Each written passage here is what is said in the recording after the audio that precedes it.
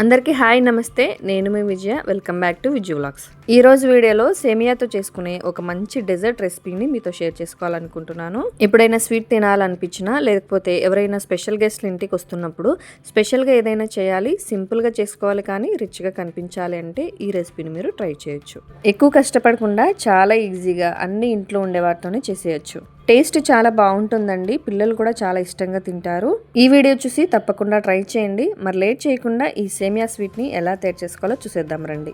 First ఒక ప్లేట్లోకి normal సేమియా కాకుండా ఇలా సన్నగా పొడుగ్గా ఉన్న సేమియా తీసుకోవాలి. ఇది వెయిట్ వైజ్ చూసుకుంటే గనక ఒక 150 గ్రామ్స్ ఉంటుందన్నమాట. ఇప్పుడు ఈ సేమియాని బ్రేక్ చేసుకోవాలి, క్రష్ చేసుకోవాలి. ఈ విధంగా ఇంత చిన్నగా అయ్యే వరకు సేమియాని క్రష్ చేసుకొని ఈ ప్లేట్ని పక్కన పెట్టేసుకోండి. ఇప్పుడు స్టవ్ మీద ఒక ప్యాన్ పెట్టుకొని అందులోకి 2 టేబుల్ స్పూన్స్ దాకా నెయ్యి వేసుకోవాలి. నెయ్యి లైట్గా హీట్ అయిన తర్వాత ఇందులోకి 1 టేబుల్ స్పూన్ బాదము, 1 టేబుల్ స్పూన్ జీడిపప్పుని ఇలా చిన్నగా కట్ చేసుకొని వేసుకోండి. ఈ బాదం జీడిపప్పుని పూర్తిగా వేయించక్కర్లేదండి, జస్ట్ కొద్దిగా దూరగా వేయిస్తే సరిపోతుంది. ఇవి లైట్గా వేగిన తర్వాత మనం క్రష్ చేసుకున్న సేమియా ఉంది కదా, ఇందులోకి వేసేసి ఈ బాదం జీడిపప్పుతో పాటే వేయించాలి. మంటని లో టు మీడియం ఫ్లేమ్లో పెట్టుకొని కమ్మటి వాసన వచ్చి మంచి గోల్డెన్ కలర్లోకి టర్న్ అయ్యే వరకు ఈ సేమియాని వేయించేసేయండి. ఇక్కడ చూడండి, సేమియా మంచి కలర్లోకి వచ్చేసింది కదా. ఇప్పుడు ఇందులోకి ఒక పావు కప్పు లేదా 4 నుంచి 5 టేబుల్ స్పూన్స్ వరకు షుగర్ని వేసుకోవాలి. పంచదార వేసి ఒక 2 నిమిషాలు కలిపేసిన తర్వాత ఇందులోకి 1.25 కప్పు కాచి చల్లారబెట్టిన పాలు వేసుకోండి. పాలు వేసేసి లో ఫ్లేమ్లోనే మధ్యలో కలుపుకుంటూ ఈ సేమియాని మెత్తగా ఉడికించుకోవాలి. కాసేపటికి చూడండి, సేమియా ఇలా పొడి పొడిగా కనిపిస్తుంది, కానీ మెత్తగా ఉడికిపోయి ఉంటుంది. ఇలా తయారు చేసుకున్న సేమియాను పక్కకు తీసుకొని కాసేపు చల్లారనివ్వండి.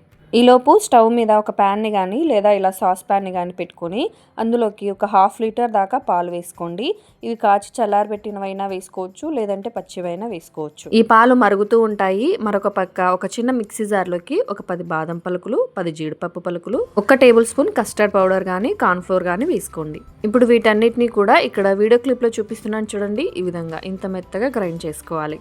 ఇలా గ్రైండ్ చేసుకొని ఈ పొడిని రెడీగా పక్కన పెట్టుకోండి. ఇక్కడ చూడండి, పాలు మరుగుతున్నాయి కదా. ఇప్పుడు ఇందులోకి మరొక పావు కప్పు షుగర్ని వేసుకోండి. అలాగే మనం గ్రైండ్ చేసుకున్న కస్టర్డ్ మిక్స్ ని ఇందులోకి వేసుకోండి. కొద్దిగా పాలను గానీ వాటర్ని గానీ వేసుకొని జస్ట్ ఒక పల్స్ ఇచ్చి లో ఫ్లేమ్ లో పెట్టుకొని ఇందులోకి వేసుకోవాలి. ఇలా చేయడం వల్ల పాలలో వేసినప్పుడు లంప్స్ ఫామ్ అవ్వకుండా ఉంటాయి అన్నమాట. మంటను అస్సలు పెంచొద్దు, లో ఫ్లేమ్లోనే ఉంటలు కట్టకుండా మధ్యలో కలుపుకుంటూ ఈ పాలని ఉడికించుకోవాలి. అలా కలుపుతూ ఉంటే పాలు అనేవి కాసేపటికి చిక్కబడతాయి, క్రీమీగా తయారవుతాయి.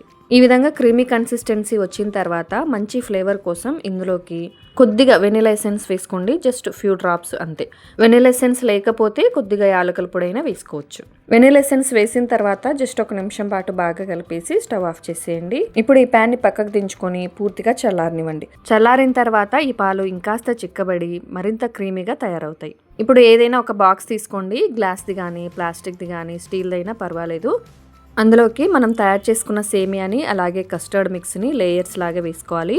ఫస్ట్ లేయర్ కింద నేను ఇక్కడ సేమియాని వేస్తున్నాను. సేమియాని నీట్గా స్ప్రెడ్ చేసుకొని దీనిపైన కస్టర్డ్ మిక్స్ని వేసుకోవాలి. కస్టర్డ్ మిక్స్ని కూడా స్ప్రెడ్ చేసుకొని మళ్ళీ దీనిపైన సేమియా వేసుకోవాలి. ఇదే విధంగా మనం తయారు చేసుకున్న సేమియాని కస్టర్డ్ మిక్స్ని అంతా కూడా 1 by 1 లేయర్స్ లాగా వేసుకోవాలి. మీరు తీసుకునే బాక్స్ ఇలా రెక్టాంగిల్ కానీ స్క్వేర్ కానీ రౌండ్ షేప్లో ఉన్నది కానీ తీసుకోవచ్చు.